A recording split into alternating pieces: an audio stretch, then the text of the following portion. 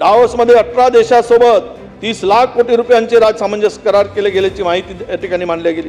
अध्यक्ष महोदय, 40 लाख रोजगार निर्मितीची मदत होणार असणार कुठे गेले 40 लाख असे आकडे फुकवून सांगतात। मागच्या वेळेस सांगितलं 2 कोटी दर वर्षाला रोजगार केंद्रामध्ये आणि आता हे सांगतात 40 लाख रोजगार। स्वित्झर्लंडमधील डावोस येथे दरवर्षी इकॉनॉमिक फोरमचे आयोजन होते।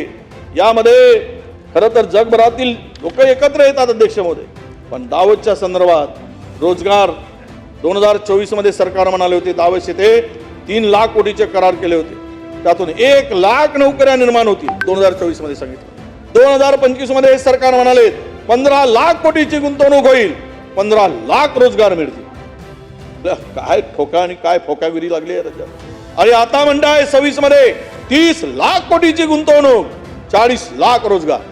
वारे पट्ट्यो द्या भाषण द्या, सांगा लोकांना बनवून। आणि म्हणून अध्यक्ष महोदय, हे दरवर्षीचे आकडे पाहिलेत तर यावर श्वेतपत्रिका काढणं जरा।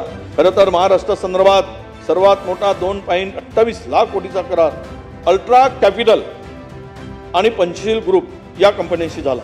या दोन्ही कंपन्यांचे मुख्यालय मुंबई आणि पुण्यात आहे। म्हणजे महाराष्ट्रातील कंपन्यांनी महाराष्ट्रातून गुंतवणूक करण्यासाठी करार स्वित्झर्लंडमध्ये केला।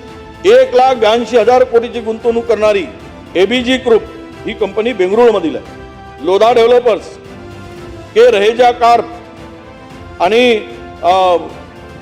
LLNSM ग्लोबल, सूरजगड इस्पात यासारख्या अनेक कंपन्या महाराष्ट्रातील आहेत। आणि इथल्या जर कंपन्या आहेत आणि परकीय गुंतवणूक, मला कोण काल मंत्री मोदयांनी सांगितलं काल बोलताना, परकीय गुंतवणूक होणार म्हणून स्वित्झर्लंडमध्ये जाऊन आम्ही डावोसमध्ये करार केला।